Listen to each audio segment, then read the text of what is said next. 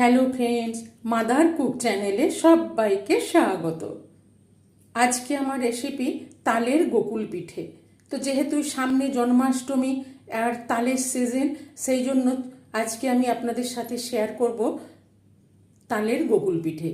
এই রেসিপিটি খুবই সোজা এবং খেতেও ভীষণ টেস্টি এবং খুব চটজলদি তৈরি হয়ে যায়।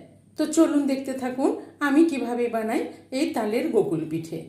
তালের গোকুল পিঠে বানাবার জন্য এখানে আমি নিয়ে নিয়েছি 1 কাপ তালের পাল্প। তো তালের গোলাটা এরকম ভারী ঘন তালের গোলা নেবেন। এখানে আমি চায়ের কাপের মেপে 1 কাপ ঘন তালের গোলা নিয়ে নিয়েছি। আর এখানে নিয়েছি 1 কাপ চালের গুঁড়ো, 1/2 কাপ ময়দা, 1 কাপ নারকেল কোড়ানো, এখানে নিয়েছি চিড়ার জন্য 3/4 কাপ চিনি, আর এখানে কাপে রেখেছি পুরটা বানাবার জন্য এখানে আমি আরো 3/4 কাপ চিনি নিয়েছি। তো আমি দুটোতেই দেখুন 1 কাপ ভর্তি নিইনি, 1 কাপের থেকে কম। এখানেও নিয়েছি এতটাই চিনি, আর এখানে কাপে রেখেছি এতটা চিনি। আর এখানে নিয়ে নিয়েছি 1/2 কাপ গুঁড়ো দুধ। এই শুকনো উপকরণগুলো আমি একটু চেলে নেব। এখানে একটা আমি ছাঁকনি নিয়ে নিয়েছি, এর মধ্যে আমি দিয়ে দেব চালের গুঁড়োটা, আর দিয়ে দিলাম 1/2 কাপ ময়দা। আর দেখুন এখানে আমি বেকিং পাউডার নিয়ে নিয়েছি, এই বেকিং পাউডার দিয়ে দেবো 1/4 চামচ। দিয়ে এই চালের গুঁড়ো, ময়দা আর বেকিং পাউডারটা একসাথে চেলে নেব। দেখুন চেলে নিয়েছি, এই যে দানাগুলো বেরিয়ে গেল। এখানে একটা ফ্রাই প্যান নিয়ে নিয়েছি, এর মধ্যে তালের গোলাটা, তালের পাল্পটা দিয়ে দেবো। তালের গোলাটা দিয়ে দিলাম, আর এখানে যে 3/4 কাপ চিনি নিয়েছি এই চিনিটা দিয়ে দিলাম। আর এখানে দেখুন 1/4 চামচেরও কম একটু লবণ দিয়ে দিলাম। এবার আমি এটাকে গ্যাসে চাপিয়ে দেবো। চিনি, লবণ আর তালের পাল্পটা দিয়ে দিয়েছি, দিয়ে একসাথে মিশিয়ে আমি ভালো করে নেড়ে নেব, নিয়ে ফুটিয়ে নেব। তালের পাল্পটা ফুট ধরে গেছে, আমি চিনিটা গলে যাওয়া পর্যন্ত একটু ফুটিয়ে নেব। ভালো করে ফুটিয়ে নিলাম। এবার আমি এখানে নারকেল কুড়ানোটা দিয়ে দেবো, দিয়ে তালের সঙ্গে ভালো করে নেড়ে মিশিয়ে নেব।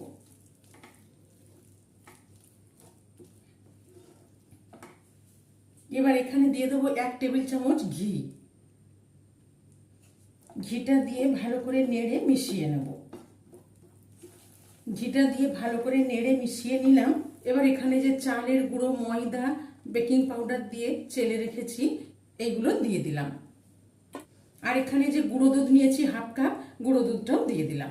আপনারা চাইলে লিকুইড দুধও দিতে পারেন, কিন্তু তাতে গোলাটা পাতলা হয়ে যাবে, টাইম লাগবে অনেকক্ষণ, সেই জন্য আমি এখানে গুঁড়ো দুধ দিলাম। দিয়ে সব কিছু নেড়ে ভালো করে মিশিয়ে নেব।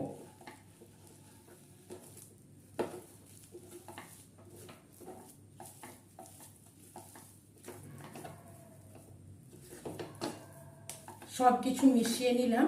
এবার ভালো করে এটাকে আর একটু শুকিয়ে নেব। সব কিছু দিয়ে নেড়ে চেড়ে শুকিয়ে নিলাম। ফ্রাই প্যান থেকে ছেড়ে আসছে, দেখুন গোকুল পিঠের তৈরির জন্য একদম রেডি। দেখুন হাত দিয়ে পাকানো যাচ্ছে, কত সুন্দর ডোটা হয়ে গেছে। এবার আমি গ্যাসের ফ্লেমটা অফ করে একটু ঢেকে দিলাম, যাতে চালের গুঁড়ো, ময়দা ভালোভাবে একটু সেদ্ধ হয়ে যায়। 5 মিনিট মতো ঢেকে রেখেছিলাম। দেখুন একদম সুন্দর সেট হয়ে গেছে, খুব সুন্দর তৈরি হয়ে যাচ্ছে। এবার আমি এটাকে ভালো করে ঠান্ডা করে নেব। আমি এই থালায় করে কিছুক্ষণ রেখে ঠান্ডা করে নিলাম। ঠান্ডা হয়ে গেছে, একটু হাত দিয়ে মেখে নিলাম। এবার আমি এখান থেকে কিছুটা নিয়ে নিলাম, নিয়ে গোল করে একটু হাত দিয়ে চ্যাপটা করে নিলাম, দিয়ে একটু কাঁটা চামচ দিয়ে একটু হালকা মতো ডিজাইন করে দিলাম। দেখুন এইভাবে আমি বানিয়ে নিচ্ছি।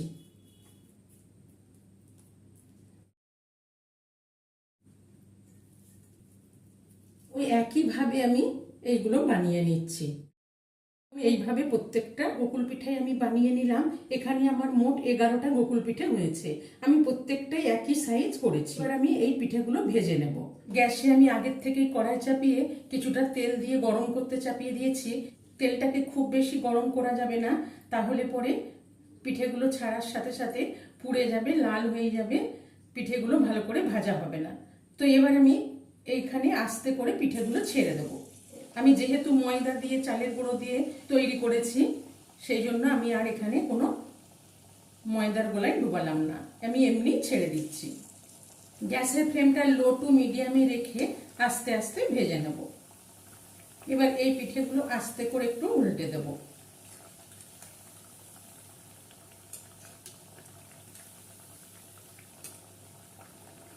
চারটে পিঠেই আমি আস্তে করে উল্টে দিলাম।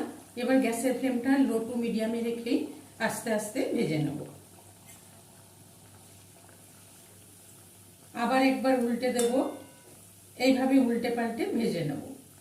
এইগুলো কত সুন্দর ব্রাউন করে ভেজে নিলাম। এবার আমি এই পিঠেগুলো উঠিয়ে নেব, দিয়ে এখানে আবার আস্তে আস্তে কতগুলো পিঠে দিয়ে দেব। এবার আস্তে করে একবার উল্টে দেব। দেখুন পিঠেগুলো কি সুন্দর ফুলে উঠছে। উল্টে দিলাম, দিয়ে আবার লো টু মিডিয়ামে রেখেই ভেজে নেব। এইভাবে উল্টে পাল্টে সবগুলো ভেজে নেব। এই পিঠেগুলো ব্রাউন করে ভেজে নিলাম। এবার এগুলো উঠিয়ে নিচ্ছি। দেখুন পিঠেগুলো কতটা করে ফুলে উঠেছে। এবার বাকি এই তিনটে পিঠেও ভেজে নেব। সবগুলো এইভাবে ভেজে নিলাম। এবার এগুলোকেও তুলে নেব। সব গোকুল পিঠেগুলো আমি এইভাবে ভেজে নিলাম। এবার গ্যাসে আমি ওই ফ্রাই প্যানটাই চাপিয়ে দিয়েছি চিনির শিরাটা তৈরি করার জন্য। তো এখানে আমি যে চিনিটা নিয়েছি চিনিটা দিয়ে দিলাম, আর এখানে দেখুন জল দিয়ে দিলাম,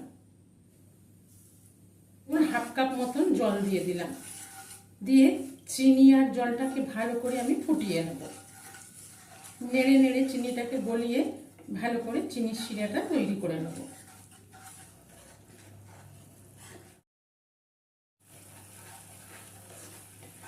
চিনিটা গলে গেছে, এবার আরেকটু ভালো করে ফুটিয়ে নেব। চিনির শিরাটা কিন্তু খুব বেশি পাতলা করব না, ওই জন্যই অল্প জল দিয়ে আমি চিনির শিরাটা তৈরি করে নিচ্ছি। দেখুন এই ভারী ভারী চিনির শিরার মধ্যে আমি দিয়ে দেব। চিনির শিরাটা আমি এই রকম তৈরি করলাম, খুব বেশি ভারীও না খুব বেশি পাতলাও না। এবার দেখুন এর মধ্যে আমি পিঠেগুলো দিয়ে দেব।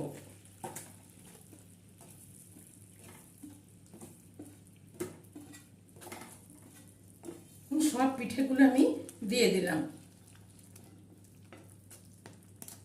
এক পিঠটা দিয়ে আমি একটু ভিজিয়ে নিলাম, দিয়ে এবার আমি উল্টো করে দিচ্ছি সবগুলো।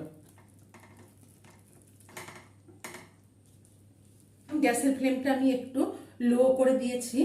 1 মিনিট মতো আমি একটু ফুটিয়ে নেব। 1 মিনিট মতন ফুটিয়ে নিলাম। এবার আমি গ্যাসের ফ্লেমটা অফ করে দিলাম, দিয়ে ঢেকে দিলাম যাতে পিঠেগুলো একটু নরম হয়ে যায়। 5-7 মিনিট ঢেকে রাখার পর দেখে নেব কত সুন্দর হয়েছে, রসে ভিজে গেছে। আর দেখুন কত সুন্দর নরম হয়েছে, দেখেই বুঝতে পারছেন কত সুন্দর নরম হয়েছে। তালের গোকুল পিঠে একদম রেডি। এবার প্লেটের মধ্যে নিয়ে নেব। এই তালের গোকুল পিঠে রেসিপিটি ভালো লেগে থাকলে মাদার কুক চ্যানেলটিকে লাইক, শেয়ার এবং সাবস্ক্রাইব করার অনুরোধ রইল। পাশে থাকা বেল আইকনটা প্রেস করবেন। যখনই আমি নতুন কোনো ভিডিও আপলোড করব আপনাদের কাছে নোটিফিকেশন পৌঁছে যাবে। সুস্থ থাকবেন, ভালো থাকবেন। তো দেখুন কতটা নরম হয়েছে এই তালের গোকুল পিঠে।